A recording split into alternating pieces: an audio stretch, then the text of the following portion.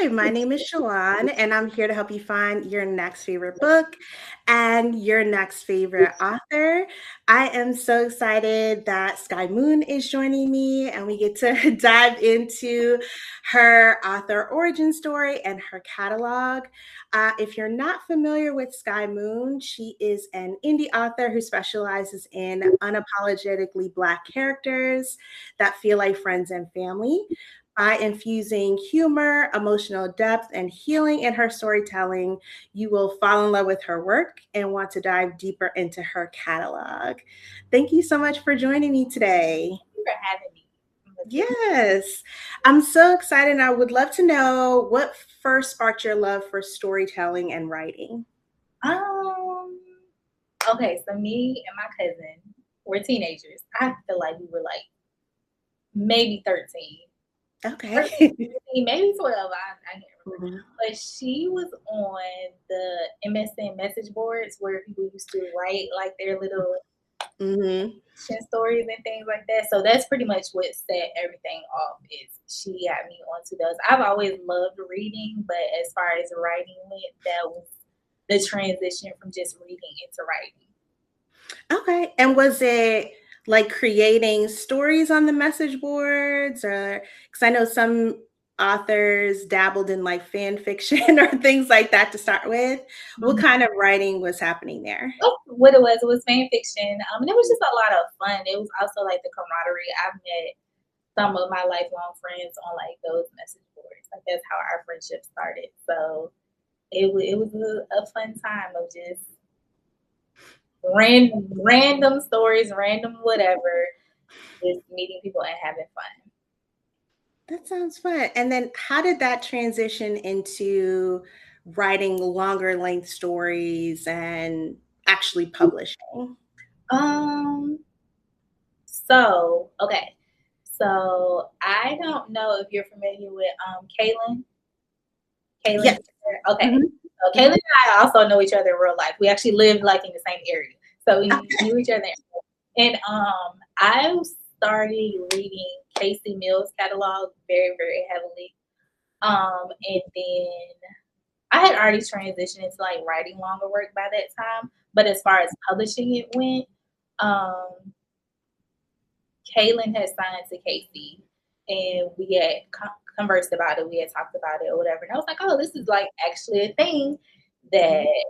is possible. But I wrote Beast. I wrote and released Beast before that. Okay. But that like signing to Casey is what got me like on a serious track. But yeah, I wrote, and I don't even know what made me decide to do that. I don't know. I think I was just talking to Bella J because Bella J is also one of my good friends. Like we know each other in real life. So I think we were just talking one day, and I decided I was going to do it. And I was like, I'm doing this, so I feel like you should do it. And then we did it together and like released them together, and that's really what kind of set everything off.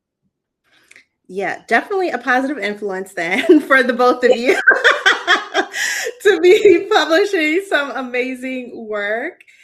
How did you like decide what was going to be like your like Beast was going to be the first one you published? Since you mentioned writing other work, writing other longer work, what made that be the one that you wanted to pursue with publishing? I think it was just fun, like figuring out how to do it in a different way, like figuring out how to do an urban beauty piece. And this was also, so a lot of people don't know, initially that book released August 8th of 2018. Mhm. So this was like a long while ago. It took me like a year to write it. Mhm. But really it was more so like, hey, we're gonna take two of our favorite movies and we're just Mhm. gonna figure out how to turn them into books. And it went from an idea to an actual thing. That's cool. We let's talk about Beast a little bit. I really enjoyed your spin on Beauty and the Beast and all of like the nods to the movie from like beyond like the things that would be obvious with like the rose petals, but like having Mrs. P there and the teacup and just like nods there.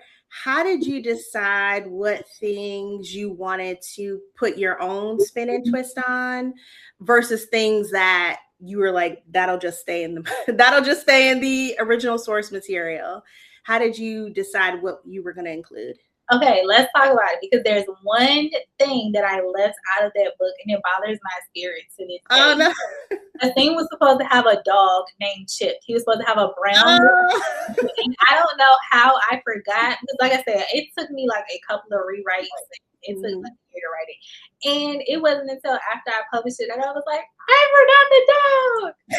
But it was just a lot of planning. It was certain stuff that I knew I wanted to incorporate, and for anybody who doesn't know Bella, she is a drill sergeant. So we're like going back and forth because our stories kind of interconnect at one point. There are a Okay. couple where they cross. So passing them back and forth, and she's like, well, this or this. I'm like, okay, back to the drawing board to figure out how to do whatever. So there were some things that I pulled out from the movie for sure, and I was like, I need to figure out how I'm going to do this, even down to planning like the characters' names. All of them was just like a nod to the actual characters, even the Seam's name, because not a lot of people knew that the Beast's name was Adam. So it was like, okay, I don't know why I chose Reagan's name, but whatever. I can't take it back now, so it's done. I wish it would have been as cohesive as everything else, but it is what it is, and people love her. So Yes, yeah, definitely. She's definitely a very lovable character of like, okay, I have to do something for my family and trying to figure out a way to navigate things. And I really enjoyed how you had two settings there. So you had like Everland and then you had the island location. What made you decide to separate it in that way? Because like we know in Beauty and the Beast, she's off in a castle. So what made you twist it into having it being on an island instead? I wanted it to, for storyline purposes, I wanted it to be somewhere where no one could easily get to her, where they're like in their own place and like their own world or whatever. So like she can't be up the street, she can't be across the bridge. She has to be somewhere. And then Asim has money. So, we can showcase that a little bit, when his little private jet back and forth. So that's where I really wanted her to be somewhere unreachable. So it felt like, because it wasn't a paranormal or like a fantasy. So more on the realistic side. So to me, it had to make sense. Like when he took her to the castle, it's like, okay, she was in the castle, but this one wasn't a castle. So it was an island instead. Yeah, I really enjoyed having that, like when reading, having that like that island flair and like having different people there, just to bring something different and like you said, to showcase Asim's wealth that he could do whatever he wants. He can do whatever he wants at any time. That plus I wanted her to be fully immersed in his world, so it actually stood out that she can't go back home. Like she can't call the police and say, hey, I'm in a different city, come get me. Like she's completely out. She's by herself and isolated, and she's with these people who love her, and then the scene who is just so mean to her for no reason. Right. And what did you want to showcase in their relationship from going where he doesn't like her, she definitely doesn't like him at all. And then them being able to peel back the layers a little bit to actually get to a love story. So what were you thinking about, whether it's from Beauty and the Beast or whatever story you want to tell based on their love story? I think, especially from his side of things, because he had already been like betrayed by the worst way by the person that he loved so much. And I actually, from start to finish, wanted it to more so be about his growth with her. Like in the beginning, like when they had ran into each other randomly on the street, he has her dad, and his cousin's like, well, why are you unalive this man? Like, why do you just have him here? Like, what's wrong with you? And he's like, I don't know. Like, I'm looking at him, and something I see him just won't let me do it. But it's her. So it's just like his journey from going from being so anti love and like anti-trust and anti whatever, and it's like, here's this woman that I met, and from the first time I met her, like, she's affected me to the point where I've completely shifted gears and turned into a completely different person. Mm-hmm. And for her, it was more so about that man that she was with before him. It was basically like her journey from coming from that man to like having somebody who just completely and wholly will literally move the world for her. Mm-hmm. Yeah, and I really appreciated there were like plenty of moments where it made sense why their relationship transitioned, as opposed to, oh, we're just stuck together, so now we're infatuated. Like, you intentionally built that out, and I really enjoyed reading like how they actually got to know each other, and he began to like trust her in small ways, and same thing on Reagan's end as well, of just like trying to see him. And I think it had a lot to do with your inclusion of those side characters as well. So like seeing the relationship with like Mrs. P and Adelaide, and then she's noticing it's like, okay, well, maybe he's not all terrible, but I'm still stuck here. So let me figure out. Let me figure out. Right. No, he's not crazy, but he's just a little bit crazy. Right. And understandably so. So for those that haven't read Beast, definitely read it so you can figure out his backstory. But he definitely had his reasons. It didn't come out of nowhere. So reading it, I'm just like, this man almost lost his life for her. So first of all, it seems to be gone and 6 feet under with everything that he endured in this book for this lady. But once the man put his life on the line 1, 2, 3, 4, 5, 6 times, at some point you have to accept that he likes you. He's not about to keep almost just a little bit. Yeah, exactly. Let's talk about Gabriel for a little bit. That hotness express. I didn't even know I made him as delusional as he was. Like I said, until I was doing rereads, I was like, this man is absolutely nuts. Who did I tap into the right character? Because he is insane. Yes, yeah. And I thought it was interesting him being a twist on the Gaston character, and like him and Reagan actually having had a relationship, as opposed to Gaston, he was just delusional. There was nothing happening. Yeah. What made you lean in that direction of them actually having had a past relationship when you were working on the retelling of this story? I wanted to deepen the beast between them because, in Beauty and the Beast, Gaston only disliked the beast once he learned who he was. So that was just like a little bit of it.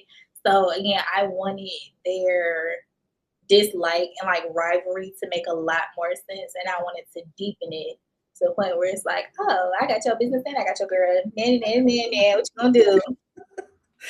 Yes, yeah, and Gabriel did not handle that well. He did not handle it well. Not at all. I thought that definitely raised the stakes a lot, and especially if we're leaning into the urban part of the urban fairy tale, that definitely helped to like build out the world and understand like what's happening, who's who, but then also the dynamics between them as well. Yeah, that definitely needed a reason. And also, like I said, me and Bella J's, her book is Power. That's the Aladdin Mafia inspired. So they interconnect. So like the little organization that Gabriel is in also like leans over to like her book, and like even Asim's organization kind of like leans over into her book. So they're all kind of for a reason. But yeah, I definitely wanted to make sure that everybody knew that they hated each other. There was a deep-rooted hate that Gabriel had for this man before it even came into the picture. Like, he already hated him before she was even Yeah. there. It was definitely capital H hate. And then it's like now it's the underline because Yes, why do you have Reagan? And then he just lost it from there. and everybody was so mad at her dad. Now remember, he is his daughter's father, so he's just like this kind, sweet son. Everybody's like, "Oh my God, why would he let him in the house?" I'm like, because this is his daughter's ex-boyfriend. Like he believes in his mind that he's gonna do whatever he can to get her back. He don't know that man is crazy.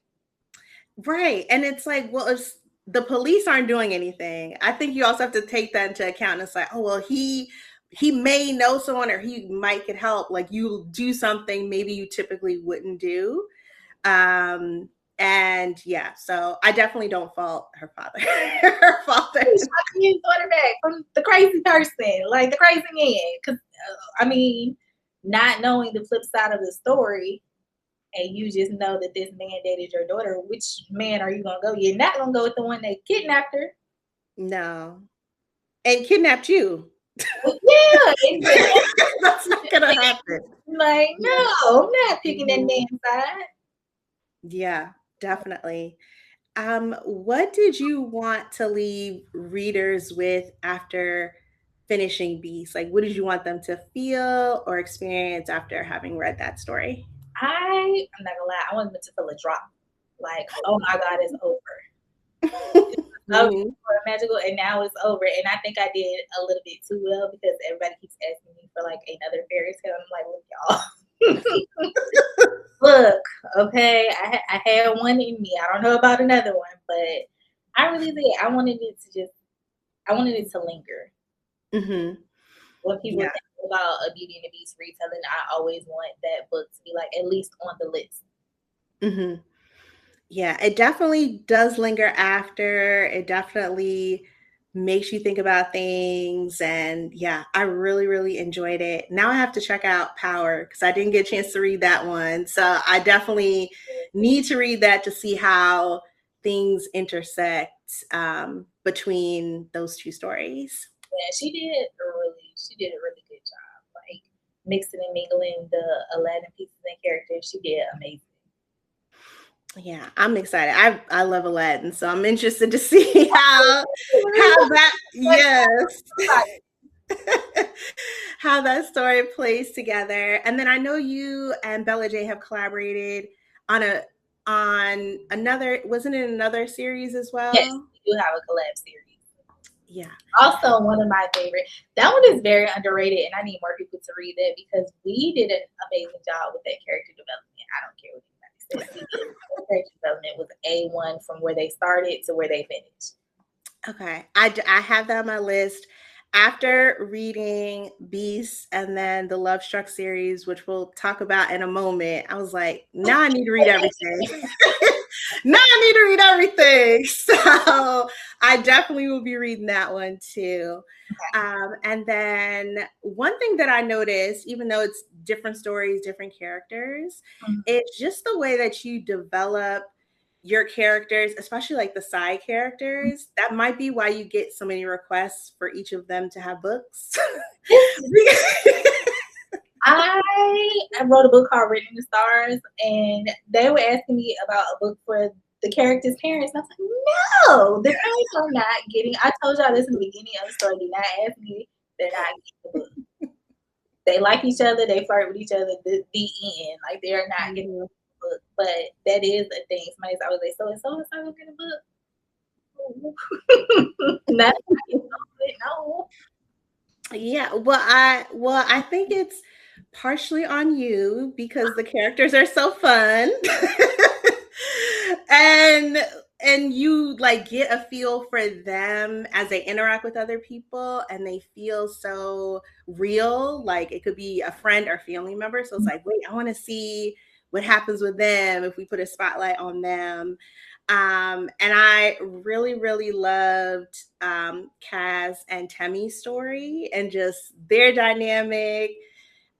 With the whole Love Struck series, the banter between the couples, I just ate it up. It was just so good. And I would love to know, because I know they are toward, like, still within the Brighton Heights Mhm, of everything, mhm. but what made you want to explore Kaz's story and then pairing him with Temmie? Okay, so his sister's books actually start the series. Ember and Ignited are about his sisters.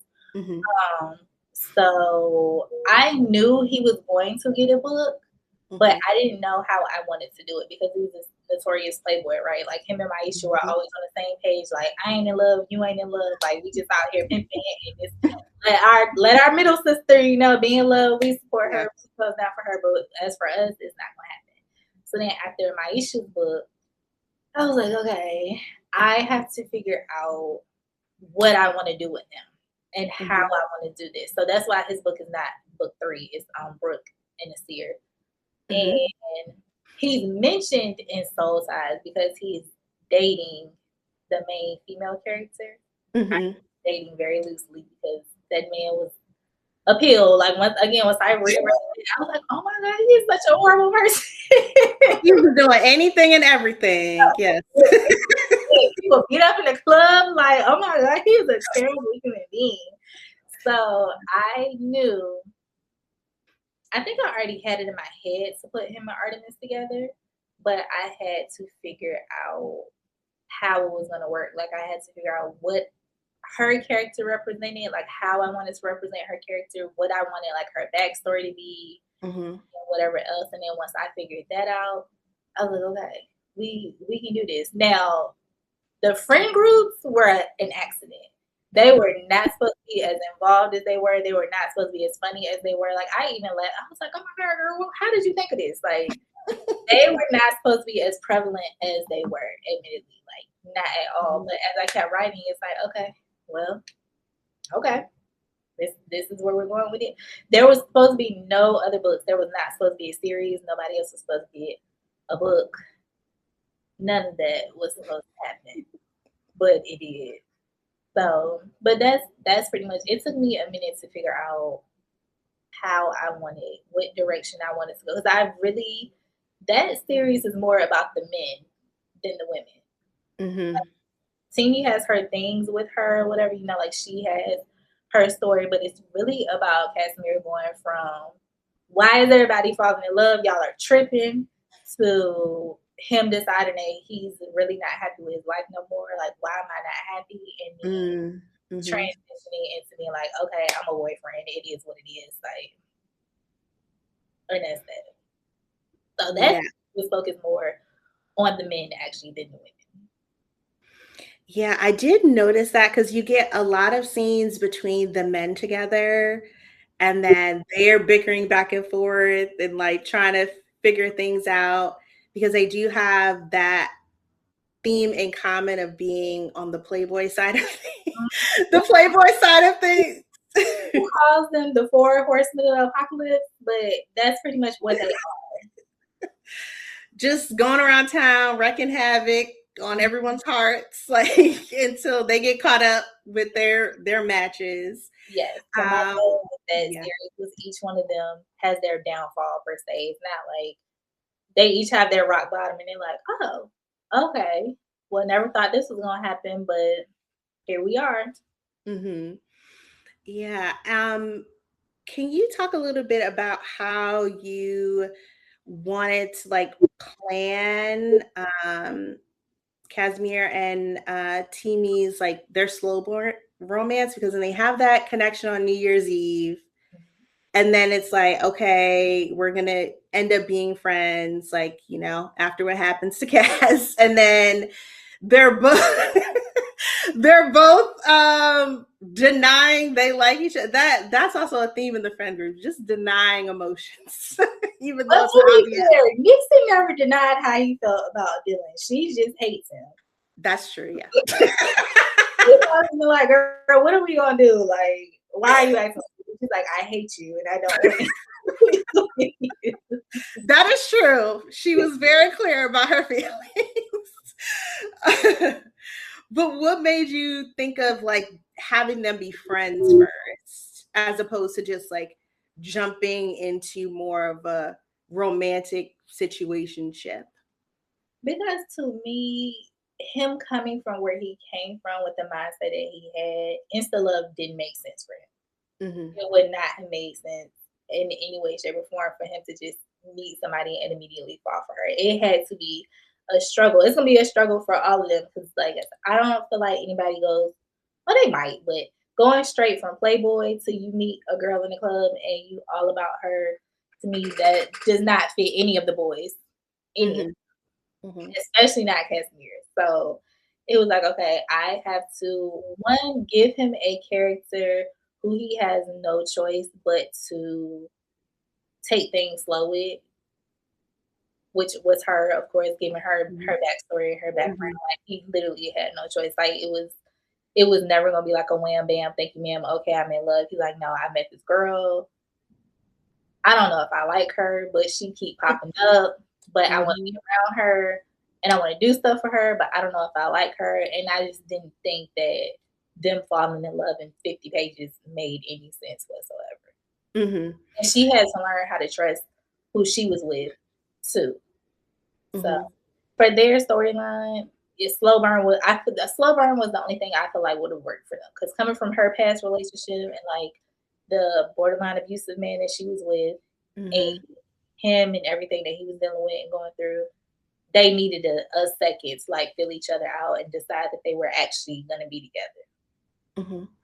Yeah, and because you made that choice, it also created space for them both to be vulnerable, like with their friends about what was going on, but then also with each other, which I think also helped build the trust of like, can I even think about this person in a romantic way? And then if so, would my heart be safe with them and like being able to go there? Why was it important for you to include like that those opportunities where we see each of them being vulnerable? I just I think it creates a deeper connection. And for Casimir, I wanted him to have those moments specifically. Like he has a lot of those moments with Maisha, and he has a lot of those moments with his dad.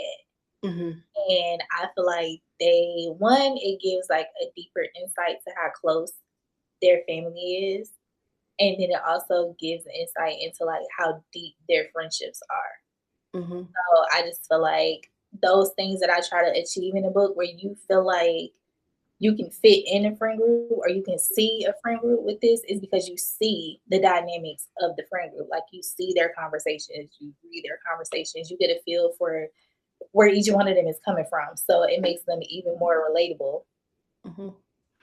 Yeah, and then also it makes them really feel like multidimensional because sometimes like side characters like pop in to say something to the main character and then they pop out Mhm. and then it's like and they help move the plot along but it doesn't give you a little bit more information about who the main character is and why we should be rooting for them. So I really appreciated the intentionality you put into both friend groups. But then, like you said, this is a series where it's like a lot of what the men are doing and what they're up to. And I don't often see that, especially in romance. So it was great to see them talking together, just being silly as well. And then also, That one out of the friend group don't have a lick of common sense. nope. It's just the one. Right, right. But then still with, because we're talking about Corey. So it's still We with, Corey. If anybody did not catch on, but if you yes, look, you know it's Corey. right. But then even still with him, he doesn't have sons in some ways, but then he's very much a present and active father and doing everything he can for his daughter. So again, having people be like real people and not like one dimensional too. Right. So he was hilarious. Corey is my favorite character, and Corey is actually the hold up with the rest of the books. I was talking to one of my readers about this the other day, and I was like, his story is one that absolutely has to be correct, and I Mhm, cannot figure out which way I want to go with it. But mhm, anybody if anybody ready to actually receive it, Corey is a very layered character. especially from the first time he was introduced, because Midnight is his cousin Rachel's book, and that's when we first meet Corey. But from her book to Compulsive to Intoxicated, he is a very layered individual. A lot of his stuff with him is like the influence that he's had from his family, but that influence also makes him the father that he is. Like, one thing that man ain't gonna never play ball is that baby. Ever, even with her mama. Like, listen, you might be her mama, but this is my show. Like, I know her shoe sizes, you don't, type of situation. So he does not play about that little girl. And even with the girls, like, just having met them, they don't play about them. So, but is he gonna act a fool anytime somebody gets in a relationship? Absolutely. He is sick of his friends getting in relationships. Yes. Yes, he did not handle it well. He did not handle it well at all. And because he did not handle it well, he got them, at least Kaz, from what I can recall, into a situation as well. He did. But you know who the first one was that was like, hey, I got an idea. How you gonna back? Yes. And that again speaks to the layers of his character, because I specifically remember this chapter, and when it was raining and Nixon and Dylan had just got finished arguing at the little restaurant. He was like, I asked a girl, but I was too busy arguing with Dylan for me to ask her about you, whatever. And Corey's like, I don't know why you got mad that I was talking shit anyway, because you know how I am. Like, stop acting like a little girl. You like her. Like, we like that you like her. Stop being so sensitive. Matter of fact, let's go get her back. Yeah, we had to do to help his friend get his girl back. Like, and that's why he's 100% one of my favorite characters. Like, Corey is definitely one of my favorite creations. Yeah, sure. I definitely really enjoy him. And as you're thinking about his story, have you determined who his I have not. His match is? Okay. I have not decided who his love interest is going to be, because a large part of me wants that book to be based on his friendship with Zuri, and like how she kind of influences him to be a better / different person, and like he doesn't end up with anybody. Like, it'll literally just be like a male fiction and not romance.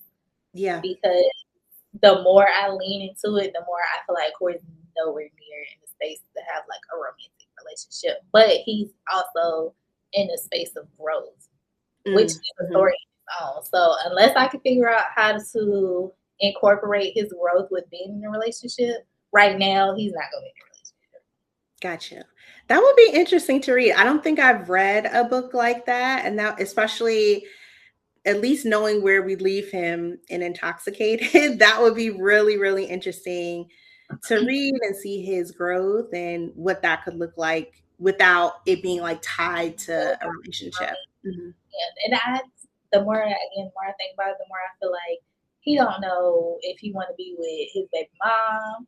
Then Zuri to other people have this will they, won't they, and really just like really, really deeply cares about her. Like, he would do anything for her. But in my head, it's like, is it romantic? No. But can she help shape him? Absolutely. Yeah, definitely. I don't know. We're gonna see. I'm gonna keep playing with ideas, but I know who Darian's love interest is gonna be. Okay. And would he be after Corey's, based on your thought? He honestly might be before Corey, because if I can't get Corey's book done, then Darian's book isn't gonna get done. But I for sure know who Darian's love interest is and it's gonna be. So that's gonna be a interesting situation, because it's gonna break their group friendship up a little bit. Oh, okay. So the boys are gonna the boys are gonna be beefing. So well, I am excited for whenever that is ready. I definitely will be reading. So I can't wait to see that one. Let's chat about Dylan and Nixon. Yes. My oops babies. not know that going in, and I'm reading and I'm just screaming out loud because I was like, "Wait, what? What happens?" My oops days. Yes, yes. Second.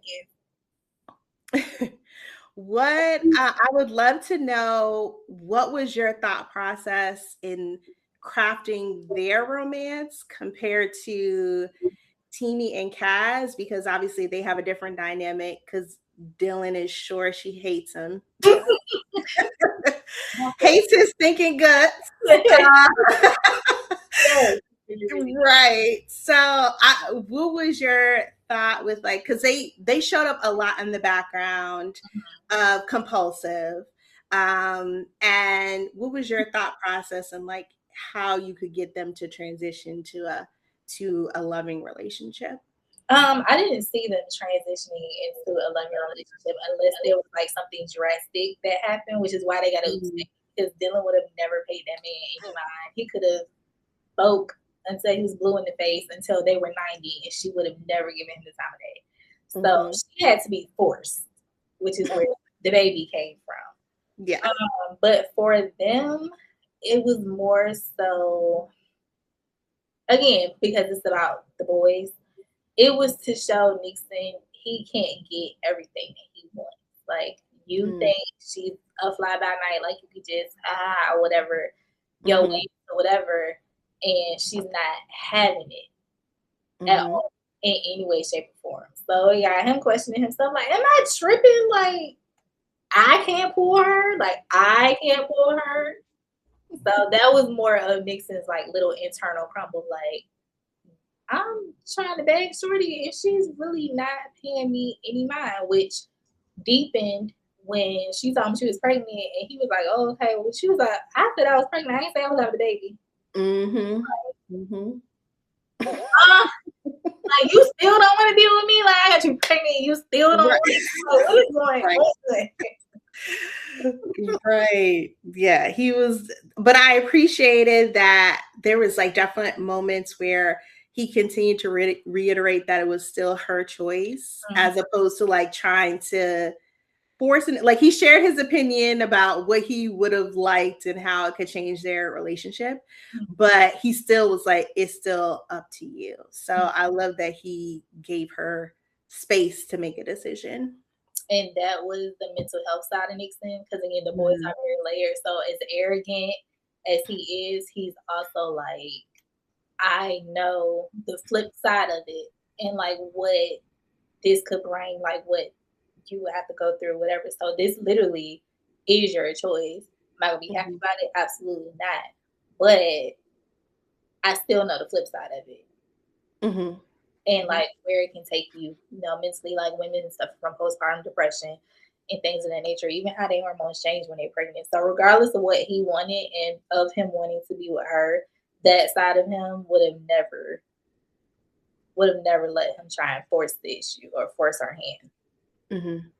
Yeah, that definitely makes a lot of sense. When thinking about their love story, but then also their sometimes adversarial relationship, even when they did admit that they liked each other, how did you balance like some of those like petty quips or things like they would say with the romance, but still make it still feel like them? Because like obviously their dynamic and how they talk to each other is different Then than Kaz and Teeny because it makes sense for them. So I would love to know how you balance things, especially as they actually admitted that they liked each other, which took a lot. it did. My girl almost, she took a tumble and then she had to be like, okay, Mhm. I might like you a little bit. Yeah. But for them, it was remembering their personalities because Dylan is not a soft person and she's not a soft person because she's always been like she has her granddad, but her parents were like whatever, whatever. Her sister's Mhm. head is always in the clouds. So she's the one who's like grounded. She's the one that's realistic. She's the one who always has to show up for herself and whatever else. So her independence, her hyper independence, and like her abandonment wounds is what I like held on to make sure I always showcase her personality despite her vulnerability. It's like, all right, I'm soft, but not too soft. Like, don't Yeah. get a one, you don't get a two. Like, but that's just who she is. And that's why when a lot of people make negative comments about her character, I love Dylan because no matter what, she was Yeah. always true to herself. She never like, I'm not Mhm. about to be nice to no man because he like me. Like, I don't care about him. Nothing he got going. I have a life, and I have friends, and I have stuff going on. I don't care nothing about no man. Mhm. Just say he like me, ill, whatever. So she was always very true to that. Like even when she decided that she did like him, she's like, okay, I like you, but I like you here. Like don't try to go here unless I say we can go here. Mhm. And that's just who she is. That's who life made her. And 20, 30 some odd years of being that person is not going to change because you met a man that you like, Mhm. fell in love with, and ultimately got pregnant by. Like, that's not going to change overnight. So, Mhm. that proximity of her being pregnant, of anybody expecting her to turn into a princess, Nixon won't even expect her to turn into a princess. I Mm-mm. think if she did, he probably would have called a priest. It's like, oh no, there might be a mental episode or something going on. Like something is not right here. Not right. My girl is possessed. And also, I think it was important to show that even if you are abrasive, even if life has made you abrasive, there's somebody who like somebody will love you exactly how you are. Like that man love Mhm. her no matter what she say to him, no matter what she do. He's like, Mhm. okay, well, Dylan cussed me out today, but I'm gonna go get her some butterfingers because Yeah. what else can I do? But he's not going Mhm. anywhere because she shows up authentically as herself, and he loves her. Mhm. Period. So she didn't Yeah. need to change or be soft or whatever else for him. He's like, I'm here. Yeah, and not only did he love her for herself, but then also I think he really appreciated that she really did not take any mess from him at all. Like she like that she was going to stand in her decisions and what she wanted to do as opposed to probably who he was dealing with in the past and he could like get over on people or kind of slide in slide out and she was not allowing that. So I think he also appreciated her in that way too. My girl would not sleep in the bed unless that man was in the mattress. She was not having it. And he was so stressed out. But you know what he did? Mhm. He did what he had to do to get her back in that room. Right, which is understandable. You need to read the book and then you'll understand. But yeah. Like, I'm not sleeping in his bed. I'm not even talking to you. And he crying to Corey and Casimir. He's like, it was not talking to me. She was sleeping in the room. I wonder why. Right, right. Yeah. Well, I am excited for whenever the rest of the series is ready. I will definitely be reading because I want to see what happens with the other men in the series. And then I know you're working on a YA fantasy as well. I am. I am. And this is Yes. the hardest thing that I have ever written. What can you tell me a little bit about that story and what your process is so far? Okay, so I'm a good ways into it. It's a story of Mhm. a girl, small town girl, Mhm. and essentially she gets accepted into this school that she's never heard of. And it's a school, it's a school of magic, but all the magic is based on African folklore. Oh, So cool. I don't like, and I would never say, "Oh, this is like a Black Hogwarts or whatever." It's not in any way, shape, or form. Like every school, because the campus has schools, like Mhm.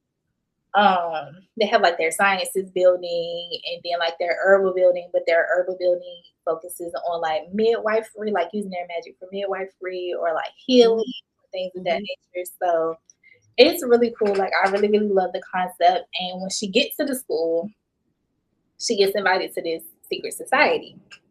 And the secret society is in charge of essentially keeping the building that has like all of the school's history, like from the time that it was founded and it was that one building until it expands. Like Mm-hmm. they're basically in charge of keeping all of that together. And each of the students is based on their their deity is an Orisha. Mm-hmm. So they have to go through these trials that are based off their Orishas, and the students start dying. Uh-oh. Yeah, and all of a sudden everybody's like, what's going on? Like, but there is Mm-hmm. a teacher who already knew the magic of school and stable, and she's trying to tell everybody, and she's like, look, Mm. we gotta stop putting these kids through this because they not gonna come back, and it just turns into like a whole what is going on, like what's wrong with the magic, why is, and of course Brittany, who is the main character, she is the Mm-hmm. key to everything, which is how she got accepted to school in the first place, because she doesn't have a magical signature, like she doesn't have any powers, she doesn't have anything. So it's also a question everybody's like, why is this normal person here? Like we don't Mm-hmm. accept them in our gates, so why are they here? So Mm-hmm. I'm super excited about that one. It will probably be released in October. Um, Okay. Kickstarter for it, so my Kickstarter people will get everything in July. But as far as a regular release, it'll probably be October. Gotcha. That's what inspired you to dive into fantasy and then also YA. I love fantasy. That's probably my number one genre. If anybody was to ask me, like I love paranormal fantasy. Mm-hmm. Um, and as far as YA, I'm tired of writing the sex in the books. So I was like, I Gotcha. don't worry about this if I write about children. So this is what we're Definitely not. You might get a handhold, maybe, maybe like. not. I usually like X that from the equation. If Yeah. what's kind of young adult, new adult, they're like 18, 19 Mm-hmm. to 22, like college age. But they're not doing no hunching. Mm-mm. There will be none of that. Mm-hmm.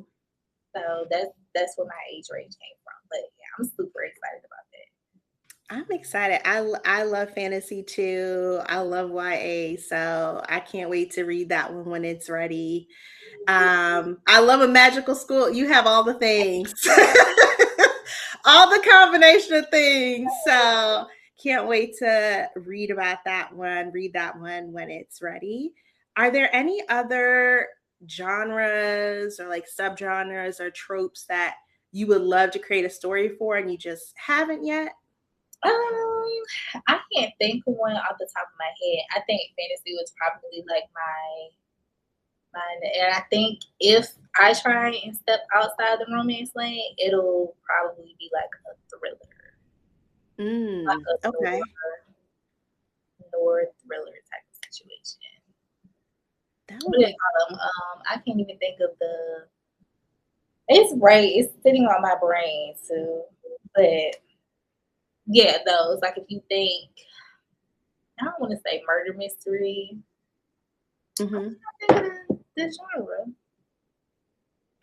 It'll be like a noir thriller. I'm gonna just call it that. Mhm. It, Very moody, yes, lots of very good, like suspense. deep south. Mhm. We only talk to like our own people. We don't care what you hear investigating, Okay. whatever. So yeah, That sounds interesting.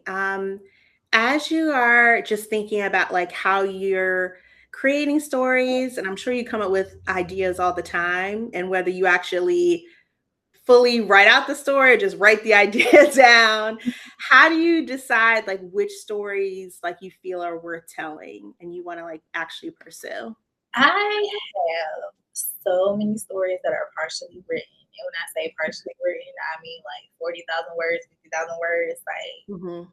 I will, if I get an idea, I will do an outline. And depending on Mhm. how I'm feeling, I will start writing.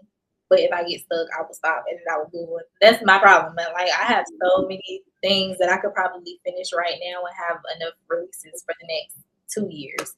Mhm.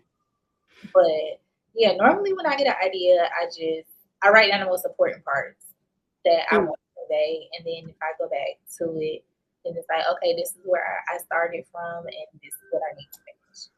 Hmm.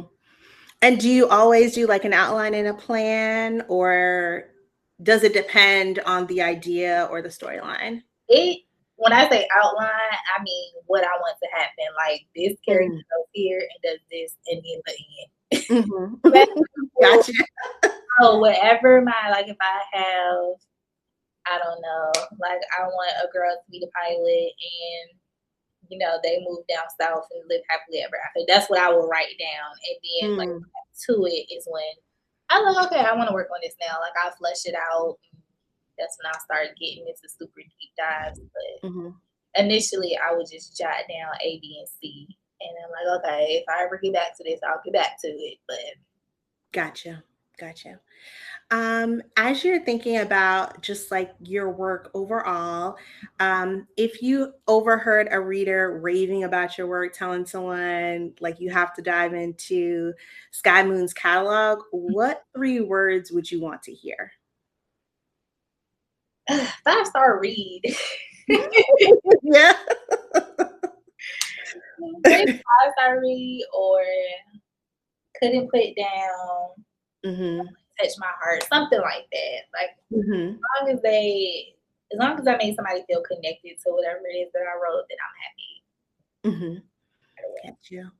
What is your favorite book in your catalog? My favorite book, my favorite book is always gonna be Compulsive, Hmm. and then it's like I had three. If I had to name Okay. three, it would be Written in the Stars, Compulsive, and Beast. Those are always gonna be my big three Hmm. in my mind. What makes them your favorite?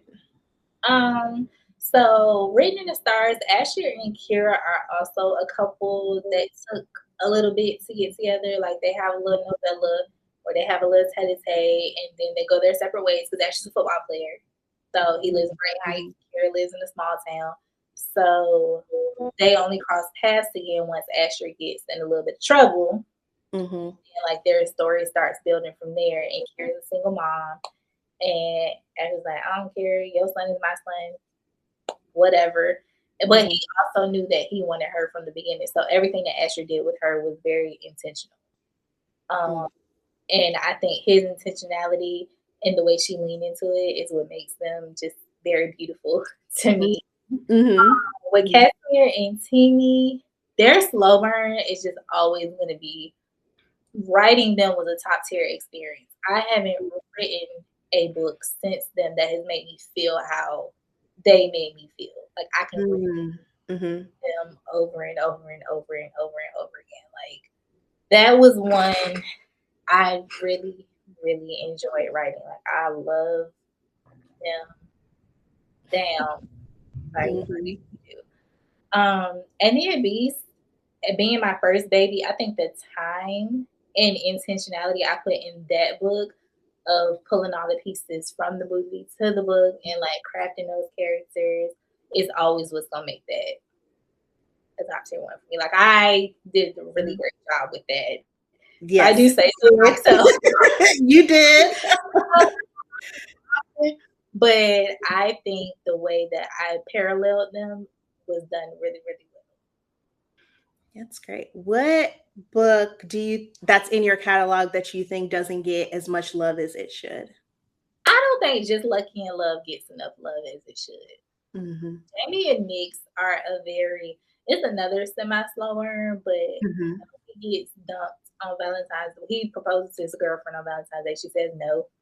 And, Nix finds out her boyfriend is married like some months before that. So they're both very much anti love, but them being anti love together and like being friends is how they end up falling in love with each other. So, Mhm. yeah. And I think that the little parallels that I've made in that book, like her last name is Love, his last name is Luck. So, they call each Mhm. other Love and Luck, and it ties into the title. So I think they don't get as much love as they should. Okay. I Let me add that to the top of my list because I definitely need to read that one.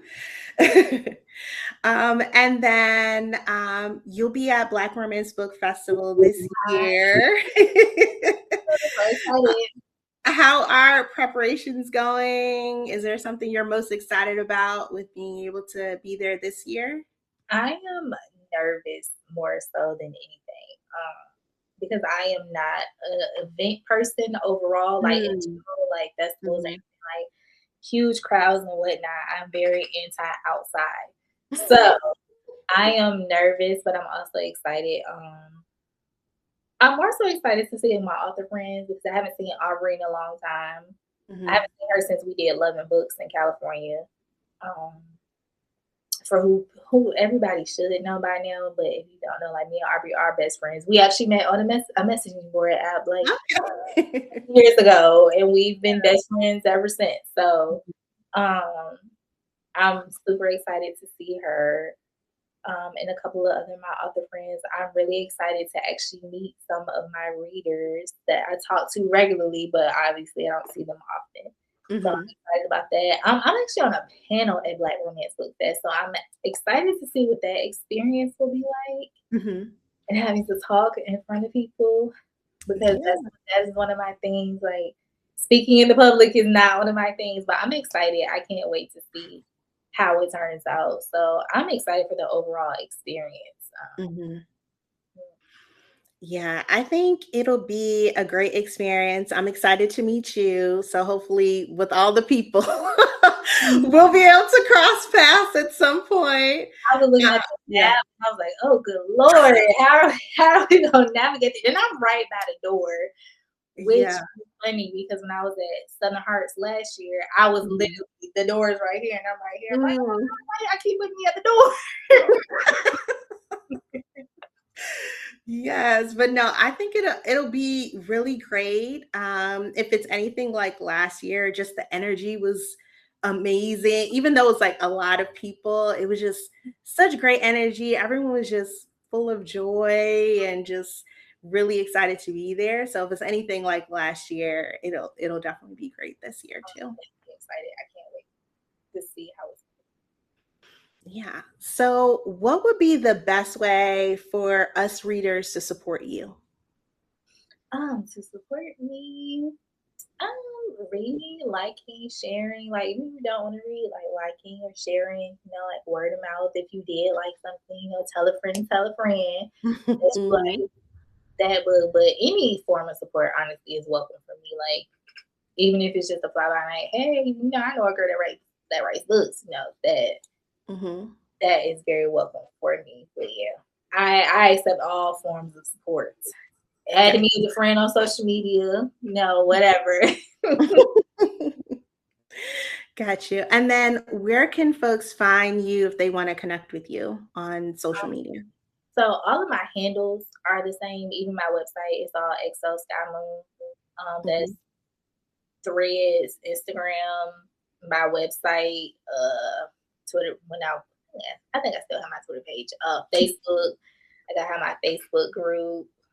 So that is my handle across the board. So if anybody's looking for me, that is where I will be at exoskyemoon.com, whatever pre whatever. So like twitter.com/exoskymoon all Yes. across the board. Got you. Well, thank you so much for joining me. I enjoyed chatting with you. And now I have some additional books of yours that I definitely need to read. Because I just really, really enjoy just the snippet of your catalog that I've read so far. So I'm excited to explore more of your work. Thank you. I appreciate that.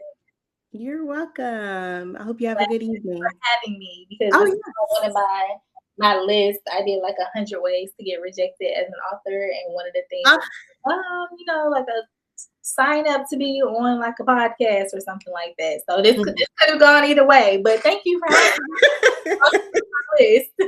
Yes, of course. And I also wanted to chat with authors, so you cross off my list. So there we go. Mutual crossing off lists. Yes, ma'am. Yes. All right. Well, have a great evening. All right, you too. Thank you.